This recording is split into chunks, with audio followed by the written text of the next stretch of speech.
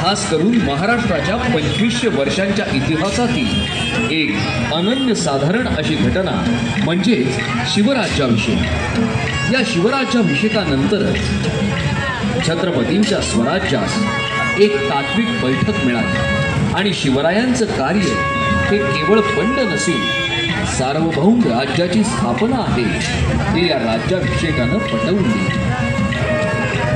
त्या सिंहासनाच्या पायऱ्या पाहून महाराजांना जाणवत होतं की ही पहिली पायरी म्हणजे माझे बाजी पासलकर आहे, ही दुसरी पायरी म्हणजे माझे बाजी प्रभू देशपांडे आहे, ही तिसरी पायरी म्हणजे माझा सूर्यजी काकडे आहे, ही चौथी पायरी म्हणजे माझा तानाजी आहे। हे सारे वीर स्वराज्यासाठी मरण पावले, म्हणूनच मला या सिंहासनाच्या पायऱ्या चढता येत आहे।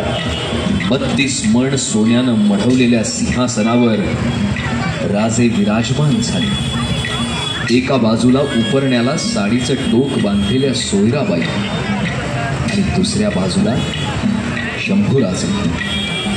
अष्टप्रधान मंडळ गंगा, यमुना, गोदावरी, सरस्वती, कावेरी यासारख्या 7 नद्यांमधून आणलेल्या जलकुंभांसह गागाभट्ट उभे आहेत। अभिषेक झाला, मंत्रोच्चार झाला।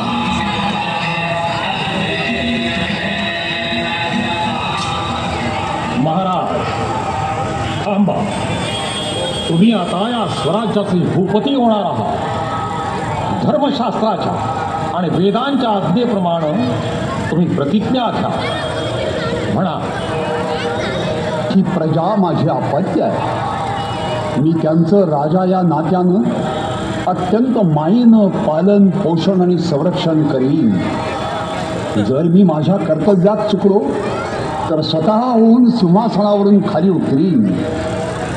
जर माझं दुर्लक्ष झालं तर माझा राजपुरोहित माझ्या मस्तकावर धर्मदंडानं प्रहार करीन आणि मी धर्माज्ञा म्हणून सिंहासनावरून उतरीन आणि राज्य त्याग करून निघून जाईन।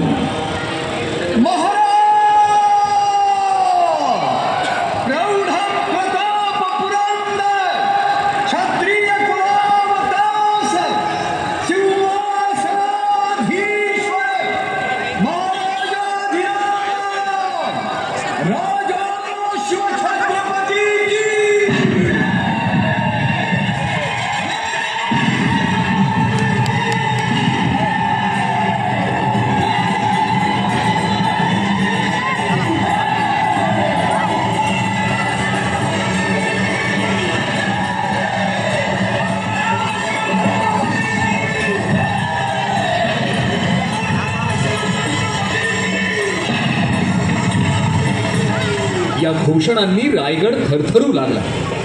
सगळीकडे आनंदी आनंद पसरला। राज्याभिषेकासाठी रायगडावर जवळपास लाखभर लोक जमा झाले होते, ज्यामध्ये ब्राह्मण, सरदार, राज्यातले श्रीमंत गणमान्य व्यक्ती, दुसऱ्या राज्यांचे प्रतिनिधी, विदेशी व्यापारी, इतकंच काय तर इंग्रज अधिकारी हेनरी ऑक्झेंटन आणि त्यांचे सहकारी सुद्धा उपस्थित होते आणि त्यांनी राजांसाठी खास नजराणा सुद्धा आणला होता।